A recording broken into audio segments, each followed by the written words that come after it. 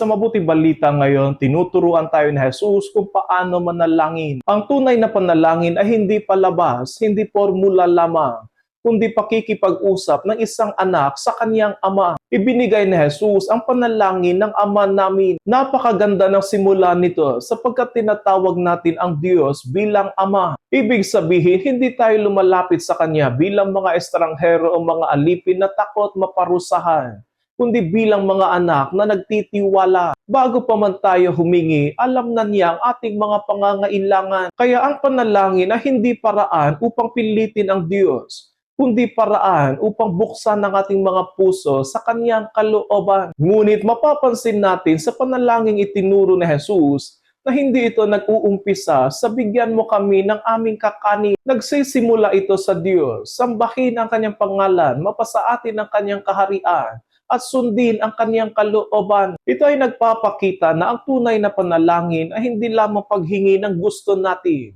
kundi pagpayag na ang ating puso ay mahubog ayon sa gusto ng Diyos. At sa huli, binigyang diin ni Jesus ang pagpapatawad. Hindi maaaring humingi tayo ng awa sa Diyos habang ayaw naman nating magbigay ng awa sa iba. Ang pusong tunay na nagdadasal ay unti-unting natututong magpatawad, sapagkat ang panalangin ay hindi lamang binabago ang ating sitwasyon, kundi higit sa lahat, binabago nito ang ating puso. Mga kapatid, sa tuwing tayo ay magdarasal ng Ama namin, huwag nating bigkasin ito na parang isang dasal na mekanikal. Ito ay panalangin ng isang anak na nagtitiwala sa Ama, ng isang pusong naghahangad ng kalooban ng Diyos, at ng isang taong handang magpatawad, gaya ng pagpapatawad ng Diyos sa atin. Naway matuto tayong manalangin hindi lamang sa labi, kundi sa puso, sapagkat ang panalangin ay hindi paramihan ng salita, kundi palaliman ng pagtitiwala sa Diyos na ating Ama.